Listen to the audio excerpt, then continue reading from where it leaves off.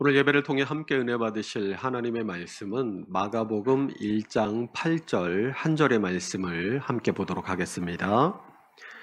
신약성경 53페이지 마가복음 1장 8절 한 절의 말씀을 한 목소리로 함께 읽겠습니다. 나는 너희에게 물로 세례를 베풀었거니와 그는 너희에게 성령으로 세례를 베푸시리라. 아멘. 오늘 본문에서 세례 요한은 나는 너희에게 물로 세례를 베풀었거니와 그는 너희에게 성령으로 세례를 베푸시리라 라고 말씀합니다. 우리가 마가복음을 그동안 살펴보면서 세례 요한이 전한 세례는 무엇을 위한 세례라고 알게 되었습니까? 마가복음 1장 4절을 함께 보십니다. 세례 요한이 광야에 이르러 죄 사함을 받게 하는 회개의 세례를 전파하니, 이 세례 요한의 세례는 죄 사함을 받게 하는 회개의 세례였습니다. 우리가 세례란 일반적으로 구원의 외적 표징이다라고 말을 합니다. 유대인들은 하나님께서 제정하신 대로 태어난 지 8일 만에 할례를 행함으로 자신이 하나님의 언약 백성임을 외적으로 나타냈습니다. 그런데 비유대교인이 정식으로 유대교를 받아들이고자 할 경우에는 이 할례가 아니라 세례를 행했습니다. 그러니까 세례는 하나님의 택한 백성으로서의 외적으로 드러난 표징인데, 하나님의 백성이 아니었던, 그러니까 이방인이었던 사람이 이제 하나님의 백성으로 변화되었다라는 것을 모든 사람들에게 알리는 의식, 그것이 세례의 의미였습니다. 그래서 고린도전서 10장 1절에서 2절의 말씀을 보면, 형제들아 나는 너희가 알지 못하기를 원하지 아니하노니 우리 조상들이 다 구름 아래 있고 바다 가운데로 지나며 모세에게 속하여 다 구름과 바다에서 세례를 받고 라고 말씀하고 있습니다. 사도 바울은 이스라엘 백성들이 애굽을 탈출해서 갈라진 홍해를 건너간 사건을 세례로 해석하고 있는 것입니다. 이스라엘 백성들은 애굽에서 430년 동안 종살이하면서 그들의 하나님을 잃어버리고 애굽의 신들을 따라 이방인과 같이 살아왔습니다. 이스라엘 백성들은 난지 8일 만에 할례를 행하기는 했지만 그 할례의 의미가 무엇인지는 오랜 세월을 하나님을 모르고 살면서 잊혀져 버리고 애굽의 이방신을 섬기는 이방인과 다름없는 삶을 살고 있었던 것이죠. 하나님께서 그런 그들을 구원하시고 잃어버려졌던 그들을 하나님의 백성으로 삼으시면서 하신 첫 번째 일이 바로 홍해를 건너게 하시며 세례를 베푸신 일이었습니다. 이처럼 세례는 하나님의 백성으로의 신분의 변화를 외적으로 증거해주는 표징이다라고 할 수 있을 것입니다. 그런데 이 세례 요한은 세례의 의미를 죄와 연결시켰습니다. 죄인은 하나님께 가까이 할 수 없고 하나님의 백성일 수 없다는 것입니다. 죄 가운데 살면서도 스스로를 하나님의 백성이라고 생각하지 말고 진짜 하나님의 백성이라면 죄를 떠나 하나님께로 돌아올 것을 강력하게 선포한 것입니다. 그리고 나는 죄에서 떠나고 하나님의 백성으로 이제부터 살기로 결심했습니다 라는 표시로서 세례를 받게 했습니다. 그러니까 세례를 받은 사람들은 그제부터는 죄에서 떠난 삶을 살아야 했습니다. 안 그러면 주변 사람들로부터 질타를 받았습니다. 야, 너는 죄에서 떠나서 하나님의 백성으로 살기로 세례까지 받아놓고 너 왜 그렇게 사냐? 하나님 앞에서 거짓말한 사람이 됩니다. 그래서 요한의 세례를 받으러 나온 많은 바리새인들과 사두개인들이 요한으로부터 큰 질타를 받았습니다. 그들은 죄에서 떠날 마음은 전혀 없으면서 자신이 죄에서 떠난 거룩한 사람이라는 표식으로 세례만을 요구했기 때문입니다. 마가복음 1장 4절에 죄 사함을 받게 하는 회개의 세례라는 이 우리말 번역은 마치 이 세례를 받으면 죄 사함을 받게 된다 이렇게 들리기가 쉽습니다. 그러나 이 마가복음 1장 4절에 죄 사함을 받게 하는 이 말에서 받게 하는으로 번역된 에이스라는 전치사가 있습니다. 이 에이스라는 전치사는 무엇을 위한이라는 뜻을 가지고 있기 때문에 이 마가복음 1장 4절을 직역해 보면 그는 죄 사함을 위한 회개의 세례를 전파하였다 이런 말이 됩니다. 그러니까 직역대로 풀어보면 이 세례는 죄 사함을 부여하는 것이 아니라 죄 사함으로 이끌어가는 역할을 한다라는 것입니다. 세례 요한의 자기 인식을 통해서 이 요한이 베풀었던 세례를 바라본다면 어떻게 되겠습니까? 세례 요한은 자기 자신을 뭐라고 했죠? 마가복음 1장 3절에서 4절을 연결해서 보면 광야에 외치는 자의 소리가 있어 이르되 너희는 주의 길을 준비하라 그의 오실 길을 곧게 하라 기록된 것과 같이 세례 요한이 광야에 이르러 죄 사함을 받게 하는 회개의 세례를 전파하니라고 합니다. 그러니까 세례 요한은 자신을 주님의 길을 준비하라고 광야에서 외치는 자의 소리다라고 인식했고 그 인식 그대로 주님의 길을 예비하는 삶을 살다 갔습니다. 그러면 이 세례 요한이 베푼 세례가 회개의 세례인데 죄 사함을 위한 회개의 세례다라는 말은 그럼 그 죄 사함의 주체가 누구라는 말이 됩니까? 회개의 세례를 베푼 세례 요한일까요? 아니죠. 요한은 자신의 이 회개의 세례를 통해서 죄 사함으로 사람들을 인도했을 뿐 실제로 죄를 사하시고 구원의 길을 열어주신 분은 예수 그리스도이십니다. 예수 그리스도께서 세례 요한에게 세례를 받으신 사건을 기록한 요한복음 1장 31절에 보면 내가 와서 물로 세례를 베푸는 것은 그를 이스라엘에 나타내려 함이라 라고 말씀합니다. 이 말씀처럼 세례 요한은 주님의 길을 예비했습니다.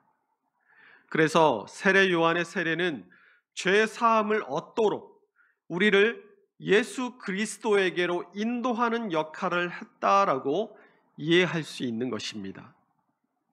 그런데 오늘 본문에서는 나는 너희에게 물로 세례를 베풀었거니와 그는 너희에게 성령으로 세례를 베푸시리라 라고 말씀합니다. 세례 요한의 세례는 물로 베푼 세례이고 예수님께서 베푸신 세례는 성령으로 베푸신 세례라고 합니다. 설교 서두에 이 세례가 구원의 외적인 표징이다라고 말씀드리지 않았습니까? 그러면 이 물로 베푼 세례가 죄 사함으로 인도하는 이 회개의 외적인 표징이라고 한다면 성령으로 베푸신 세례는 무엇이라고 할 수 있겠습니까? 세례가 이 구원의 외적 표징이라는 의미처럼 예수 믿고 구원받은 사람, 바로 우리의 삶을 통해 드러나는 외적인 표징, 그것이 바로 성령으로 베푼 세례라는 말이 됩니다. 물세례가 주님의 사역을 준비하는 것이었다면 예수님께서 믿는 자들에게 부어주신 이 성령의 세례는 주님을 믿음으로 죄의 용서함을 받고 하나님의 자녀가 된 사람들에게 주어진 선물이었습니다. 사도행전 2장에서 오순절 마가의 다락방에 성령께서 임하시고 난 뒤에 베드로가 오순절 설교를 통해서 누구든지 예수를 믿고 세례를 받고 죄 사함을 받는 사람은 성령을 선물로 받게 될 것이라고 말했습니다. 우리 함께 사도행전 2장 37절에서 39절 말씀을 한번 찾아서 함께 읽도록 하겠습니다. 사도행전 2장 37절에서 39절입니다. 신약성경 189페이지 사도행전 2장 37절에서 39절 함께 읽습니다.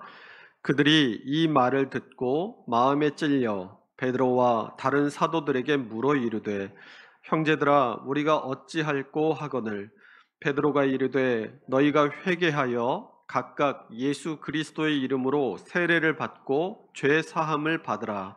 그리하면 성령의 선물을 받으리니 이 약속은 너희와 너희 자녀와 모든 먼데 사람 곧 우리 주 하나님이 얼마든지 부르시는 자들에게 하신 것이라 하고, 이 세례 요한이 물 세례를 통해서 사람들을 주님께로 인도했다면 예수님께서는 그들을 구원하여 하나님의 자녀가 되게 하시고 그들에게 성령을 선물로 주셨다는 것입니다. 그러나 이 세례는 우리의 구원의 완성이나 마침이 아니라 구원의 시작, 구원의 출발점이 됩니다. 내가 예수 믿고 거듭났다면 그 증거로 세례를 받고 이제 믿음의 삶을 시작하는 것입니다. 믿음의 걸음마를 떼기 시작하는 것이죠. 그래서 오늘날의 세례는 주님의 몸된 교회 공동체의 일원으로 받아들여지는 외적인 의식이 됩니다. 세례를 받지 않은 사람은 그 교회를 다니고 있다 할지라도 아직 그 공동체의 일원은 아닙니다.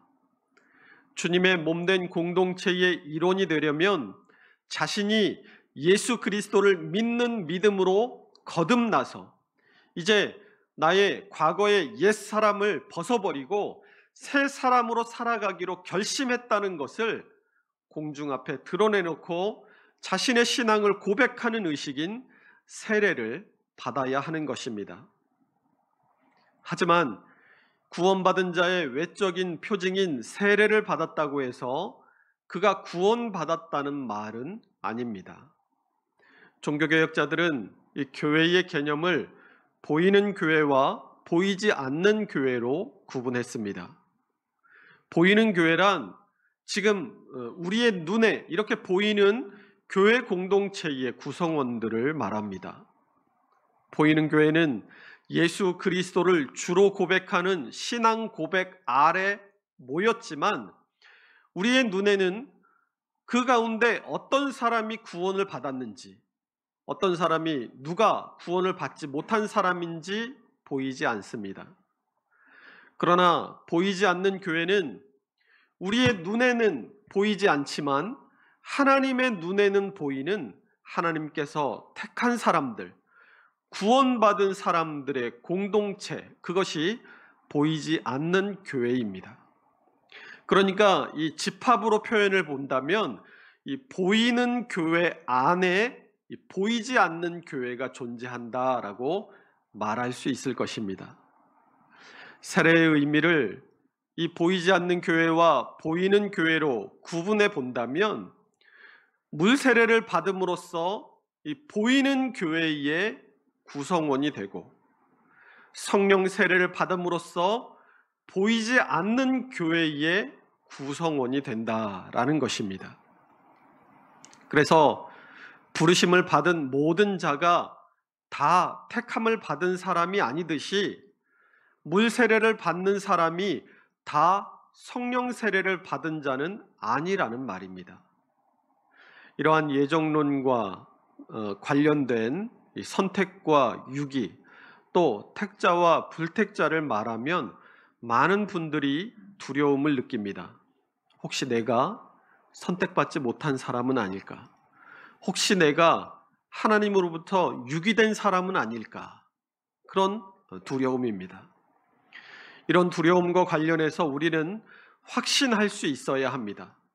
내가 진짜 거듭난 사람이라면, 내가 진짜 하나님께서 창세전에 나를 아시고 택하셔서 나를 부르신 그 사람이 맞다면 나의 삶에 성령께서 역사하시는 증거가 반드시 나타나게 된다라는 것입니다.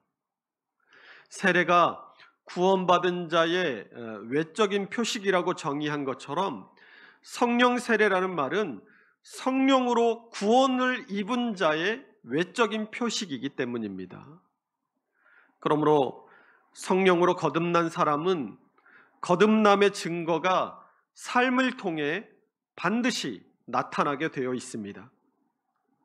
사도 바울은 이러한 성령의 거듭남의 열매, 성령의 9가지 열매를 말씀합니다. 갈라디아서 5장 22절에서 23절을 한번 찾아보겠습니다.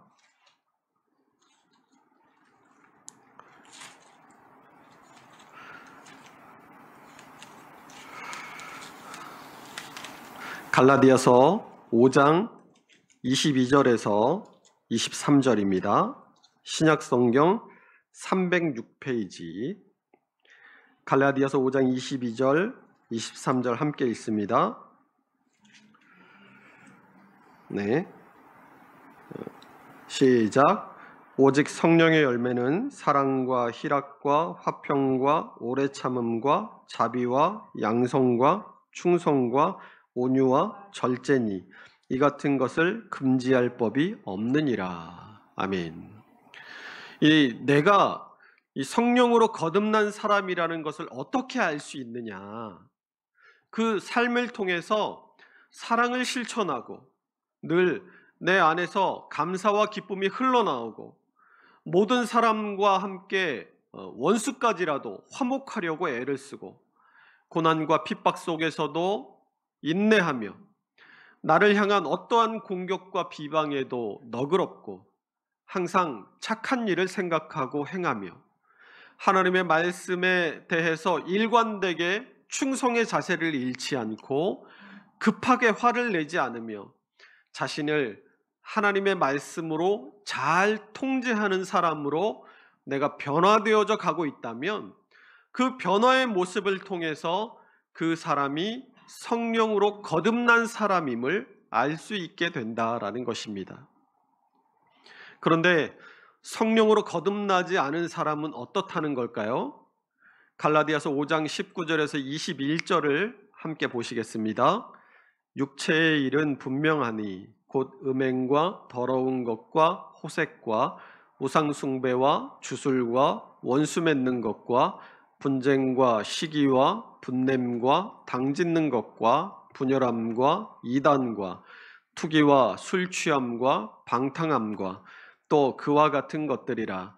전에 너희에게 경계한 것 같이 경계하노니 이런 일을 하는 자들은 하나님의 나라를 유업으로 받지 못할 것이요. 아멘.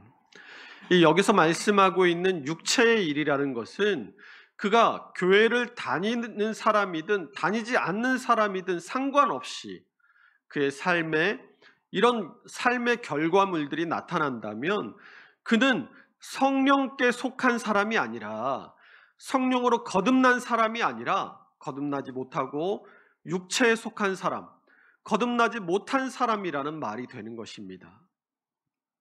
육체적인 정욕을 쫓아가고 하나님이 아닌 다른 것들을 인생의 기준으로 삼고 살아가며 사람들과 자꾸만 원수가 되고 싸우고 경쟁하고 성급하게 화내고 편을 가르고 이간질하고 술 취하고 방탕하게 살아간다면 그 사람은 교회를 다닌다고 할지라도 구원과는 상관이 없는 사람이라는 것입니다. 보이는 교회의 일원은 될 수 있을지언정 보이는 교회에서 중직을 차지할 수는 있을지언정 보이지 않는 교회의 일원, 구원받은 하나님의 백성은 아니다는 증거가 그 삶을 통해 드러난다라는 겁니다. 오늘날 많은 사람들이 왜 교회가 이 모양 이 꼴입니까? 교회 다닌다는 사람들이 왜 세상 사람들보다 더 악합니까? 이런 질문들을 많이 합니다. 왜 그런 것이겠습니까? 이 교회 안에 하나님의 자녀와 하나님의 자녀인 척하는 사람들이 섞여 있기 때문입니다. 물론 성령으로 거듭난 사람도 인생을 살아가면서 실수하고 실패합니다. 아직 신앙이 미숙해서 여러 번 시행착오를 겪을 수도 있습니다. 그런 과정에서 욕도 먹고 손가락질도 받을 수 있습니다. 그러나 택자와 불택자의 차이는 회개의 차이입니다. 회개가 있고 없고가 분명한 차이를 만들어내는 것입니다. 시행착오를 겪는 택자는 회개합니다. 철저히 자신의 잘못을 깨닫고 회개하고 하나님 앞에 가지고 나와서 반성하며 비록 느리다고 할지라도 넘어진다고 할지라도 조금씩이라도 그 삶을 통해서 성령의 열매가 맺혀져 가는 것이 보이게 됩니다. 그러나 불택자는 회개하지 않습니다. 사람들 앞에서는 회개하는 척, 성령의 열매를 맺는 척 하지만 그 결과는 자기 자신이 알고 있습니다. 또한 시간이 지나고 세월이 흐르면 드러나게 되어 있습니다. 그 사람이 진짜 회개한 건지 회개한 척한 건지를 말입니다. 그래서 예수님께서도 마태복음 7장 20절에서 그러므로 그들의 열매로 그들을 알리라 라고 말씀하고 계십니다. 그러므로 내가 하나님의 말씀을 듣고 그 말씀에 비추어서 진심으로 나의 생각과 말과 행동을 회개하고 자복할 수 있다면 나는 성령으로 거듭난 사람이다 라고 말할 수 있습니다. 그러나 회개가 자기 연민이나 자기 변명이 아니라고 늘 말씀드린 것처럼 진정한 회개는 반드시 그에 따른 행위를 동반합니다. 내가 누군가에게 잘못을 했는데 하나님 앞에 나와서 값싼 눈물 한 번 흘리고 회개기도 한 번 하고 툴툴 일어나서 그 사람에게 야, 나 하나님한테 회개했는데 네가 왜 더 이상 얘기해? 나 하나님한테 회개했으니까 그만이야 하고 말해버린다면 그것은 진정한 회개가 아니라는 겁니다. 세례 요한은 많은 바리새인들과 사두개인들이 자신에게 세례를 받으러 나올 때 그 숫자에 놀라고 그들의 사회적 영향력에 눌려서 그들에게 분명하게 보이는 죄를 슬쩍 눈감아 주지 않았습니다. 세례 요한이 마태복음 3장 7절에서 9절을 통해 그들을 신랄하게 비판합니다. 요한이 많은 바리새인들과 사두개인들이 세례 베푸는 대로 오는 것을 보고 이르되 독사의 자식들아 누가 너희를 가르쳐 임박한 진노를 피하라 하더냐. 그러므로 회개에 합당한 열매를 맺고 속으로 아브라함이 우리 조상이라 생각하지 말라. 내가 너희에게 이르노니 하나님이 능히 이 돌들로도 아브라함의 자손이 되게 하시리라. 아멘. 앞에서도 말씀드렸지만 많은 바리새인들과 사두개인들이 세례 요한에게 세례를 받으러 왔을 때 세례 요한이 그들을 질타한 것은 그들이 지금까지 자신들이 지어온 죄에서 떠날 마음이 조금도 없으면서도 자신들이 죄에서 떠난 사람이라는 표식, 그것 하나를 얻으려고 세례를 받는 자리에 나왔기 때문이었습니다. 누군가에게 모진 말로 상처를 주었다가 그 잘못을 깨닫고 하나님 앞에서 회개했다면 반드시 그 사람에게 찾아가서 용서를 구하고 화해하고 그 사람의 마음의 상처를 씻어주어야 합니다. 회개는 하나님께 눈물을 쏟아내는 기도의 자리에서 끝나는 것이 아닙니다. 회개는 오래 걸립니다. 회개는 잠깐 눈을 감았다 뜨면 사라져버리는 헛개비와 같은 것이 아닙니다. 눈을 감고 하나님께 회개하고 그렇게 살지 않기로 결심했다면 돌아가서 상처받은 당사자의 마음의 상처를 위로하고 회복시켜주며 그 사람으로부터 내가 너를 용서했다는 말을 듣는 그 순간이 회개가 끝나는 시점입니다. 회개는 하나님께 눈물을 쏟아내는 기도의 자리에서 끝나지 않습니다. 내가 복구해 줄 수 없는 피해를 누군가에게 끼쳤다면 그것을 내 평생의 마음에 담고 그 죄에 대한 용서를 구하는 마음으로 빚진 자로서의 삶을 사는 것이 바로 회개입니다. 성령의 9가지 열매는 육체의 욕심을 버리는 회개의 눈물을 통해서만 자라고 결실하게 된다는 것을 우리 모두는 잊어서는 안 될 것입니다. 오늘 세례 요한이 베푼 죄사함에 이르게 하는 회개의 세례를 통해서 우리는 진정한 회개의 의미를 발견할 수 있습니다. 또한 세례 요한의 세례가 궁극적으로 가리키고 있는 예수 그리스도를 통해 성령의 거듭나게 하시는 능력을 따라 날마다 성령의 거듭남의 열매를 맺으시기를 축원합니다. 우리가 날마다 우리 속에서 자라나는 우리 육체의 욕심을 버리고 성령의 열매 맺게 하시는 주님의 능력을 바라보고 의지할 때 구원 얻은 자로서의 확실한 증거가 우리의 삶을 통해 드러나게 될 것임을 믿음으로 바라보시고 날마다 주님의 발자취를 따라 살아갈 수 있는 믿음의 사람들이 다 될 수 있으시기를 주님의 이름으로 축원합니다. 기도하겠습니다.